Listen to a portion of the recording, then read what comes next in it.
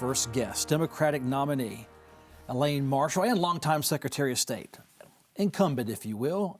Good to see you, Secretary. Thanks, Kelly. It's good to be here, and thank you for that little history lesson. I sometimes tell folks the office is older than the state, and they look at me like, wow. And it is, and some of the things that the colonial Secretary of State did, we do today.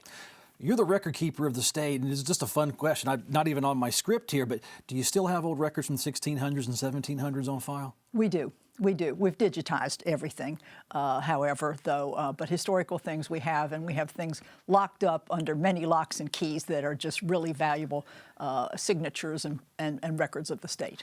Well, let's talk about your candidacy and your work as Secretary of State since 1997. This state changes every 4 years, so if you only do your candidacy every 4 years, thousands of new voters may not know who Elaine Marshall is, but millions more do. Who are you, and what have you done for the last 27 years? Okay, I've done a lot. I am Elaine Marshall. I'm a native of Maryland. I came here right after college. I was raised on a family farm. My dad's a farmer. My mother was a church organist and a farmer's wife, which is really an occupation. She also taught music at home.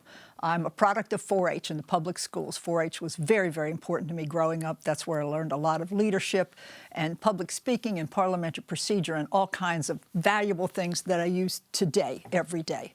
I'm a home economist. I came to North Carolina and taught in the public schools of Lenoir County, also at Lenoir Community College. And I started some businesses, a card and gift business, a decorating business, a college bookstore that was a spinoff of the other bookstore. And then I was divorced and I needed to reinvent Elaine. And that's when I went to Campbell Law School. I was living in Harnett County, and Campbell had started a new law school, and it was in its opening days. And it was actually the best thing I ever did to reinvigorate myself, acquire a new profession. I practiced everyday law, country girl law, I used to call, in Harnett County, everything that came through the door with some exceptions. But I then served in the North Carolina Senate and then became Secretary of State, actually doing a lot of the things that I did in the private practice of law, forming businesses, lending agreements, contracts, all of the kinds of things that are involved in the Secretary of State's office. So, what is it about state service that bites you, gives you that bug to want to serve? And this goes to other offices as well and other people as well. I've always wondered, you're a lawyer, you had your own office, you've built businesses, but you end up Secretary of State. But being a lawyer, you're a problem solver for people. You learn about their personal lives and their needs and some very compelling things, and then some problems in the law that you think, like the domestic law, as I was doing a lot of domestic in my practice, and actually equitable distribution came on. And that was one of the things that motivated me to run for the North Carolina Senate. We needed some female voices at the General Assembly and to point out issues and inequalities in the law and things to make more standards. And just back then, women couldn't, they weren't entitled to, even if they owned the property during marriage, the husband was in control and could receive all the money. So there were really some antiquated laws on the books that had to go. And then with equitable distribution, it became fairer for women if something happened to that marriage. So problem solving is what I do as Secretary of State. There are issues that affect the whole business community. The biggest problem we solved was changing the antiquated, static, clunky version of a website into something that today is held out as a modern way that citizens and businesses should be able to interact. We are very much encouraging online filing. When the pandemic came around, we started seeing this tremendous increase in new LLCs and corporations coming along. And my tech staff, and I do have a tech staff, we decided we had to upgrade the forms and the online filings. And now we have been able to take out a lot of the choke points when you're processing a lot. We had a 50,000 entity increase in one single year. And had we not developed this technology, we'd have been dead in the water. Hold on, you dropped a fancy term, entity. You're saying 50,000 people try to start 50,000 new businesses? New businesses. An entity is a new business. It could be a nonprofit.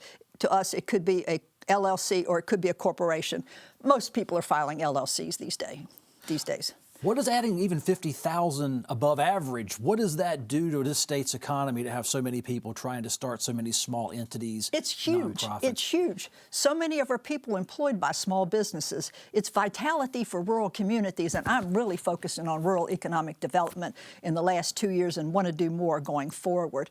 The ecosystem for people starting businesses around Raleigh, Durham, Charlotte, pretty strong. But you get out to Bertie County, Bladen County, Swain County, the ecosystem for entrepreneurs getting started is pretty thin. However, North Carolina nonprofits and federal entities have lots of help, but the people don't know about it, so there's a significant knowledge gap. When we started seeing all these new entities, we started surveying them to find out what they needed, what they would have liked.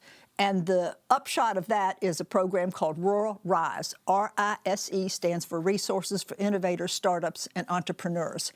And this is a way that we communicate in these rural areas with local information for them. Where in their county can they get help on getting their books right? Where can they get help on HR? Where can they get help on legal for small businesses starting up without having to hire professionals all around that some cases don't even exist?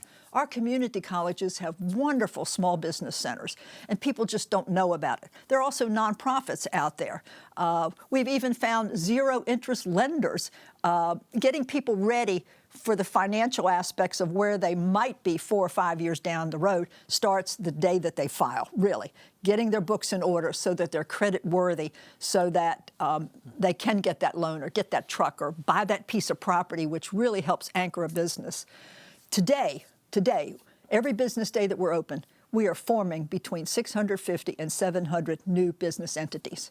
That is whiplash territory. How long does it take to start a business from the time I go home tonight and tell the family I want to start one? I have to file with you, of course, Secretary of State. Is it a weeks, months, years-long delay, days? Well, now it depends. You know, you really should have some business consultation before you actually form.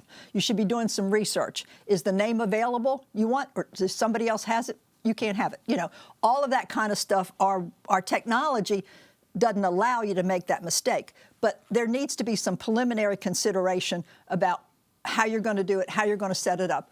But if you come to us, generally we can turn these around in a period of a week or maybe a little longer, depending if it's a rush time. My goal is always 3 to 5 days. However, I don't have enough staff to do that. I don't have enough technology to do that. But we are right now turning them around very quickly. I deal with lawyers every day who are very happy with the speed that we turn them around, if there are no problems with it. With COVID sparking a lot of first-time business owners setting up LLCs and other nonprofit organizations, do you see that as a bubble in our history that is just captured in that pandemic era, or did it start a trend of accelerated business development? It has started a trend. After that first year, that 50,000 bump, that took us up to about 178,000 that year. We have not dropped below 170,000 any year since then. So while it's eased off a little bit, it has not eased off very much. That's why I say 650 to 700 a day. Those are between those two numbers. So I get it's 2024, and we have computers, we have the gigabit fiber internet, you have a new website, and it's moving faster. Have the fundamentals of business creation through the Secretary of State's office changed at all over those years? Are we deregulated from the 90s? Or are we more regulated, or are we just smarter? Exactly the same regulations, but we're able to deliver the services a lot faster. The law hasn't changed very much. The General Assembly says what you have to create this new entity, whatever it might be, that has to be reported to the state. And then annual renewal every year to keep it updated and make sure that you're current active. Every day, other businesses use our website, which is free 24/7. Other states, it's not free. I'm keen on keeping it free because every day, buy, sell, lend, borrow, invest, insure decisions are made. And those little snippets of information are up there. Due diligence, banks, when they open accounts. People, insurance companies don't write a policy on a commercial vehicle or piece of land unless they know that that entity is current active. So all of those little important pieces of information are available 24/7. That's why North Carolina's number 1, number 2 in doing business.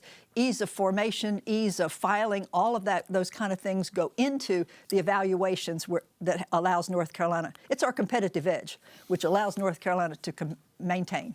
You know the politics in Raleigh and how they are, how they have been, and how they're likely to be going into the future. How resilient has your office been in navigating the different types of leadership and getting what you need from Republican budget writers as well as back when Democrats were doing that budget? You've managed to do it somehow. Well, business is not a red, blue, Democrat, Republican concept. Everybody wants North Carolina to grow. I think everybody wants people to have to fulfill their dreams, whether it's being employed by some company or starting their own and having a little more management over their time and that kind of thing. So we've had good support from the legislature with regard to our policies. With regard to financing, this General Assembly is not very keen on increasing more state employee members. That's been difficult for us. And at the same time, acquiring appropriate technology financing is also very difficult. We could do more if we had more. Do you see artificial intelligence playing that role? If legislators don't want to expand the state government personnel ranks, could you use computers to do the thinking and the talking and the assisting for North Carolina business creators? I suppose it is possible. I don't know that we're at that level here at the state. Our main state IT office has not yet given directives of the parameters that we should be considering in using artificial intelligence. I think there are some opportunities, but yet I'm not sure where the boundaries on those are. Got about 1 minute left. What would you like to see the Secretary of State's office do better or evolve and improve upon? Well, I'd really like there to be widespread economic opportunity through the Secretary of State's office. Rural counties are losing population, they're losing leadership, and if we can have homegrown businesses there, in our survey of over 4,000 folks that started during the pandemic, a lot of them have 2 or more employees, a lot of them are making at least $50,000, so that's a good start. We don't want to lose these. We want to give them more life for a longer period of time. And in the rural areas, that is beyond essential. We just need to make sure that our rural areas are vibrant, because the worst thing that can happen is somebody that wants to come back home to their family, they've gotten educated or training somewhere else, and say, Mom, Dad, I just can't come back, or my spouse won't come back. You know, we've got to make sure that North Carolina is equally accepting and vibrant all across the state. That's got to be our future. That's got to be our hope. All right. This is Democratic nominee for Secretary of State and incumbent Elaine Marshall. Ms. Marshall, thank you so much, as always, for coming to PBS North Carolina and being on State Lines. I think it's the first time you've been on this set. So it is. Thanks. Thank you very much.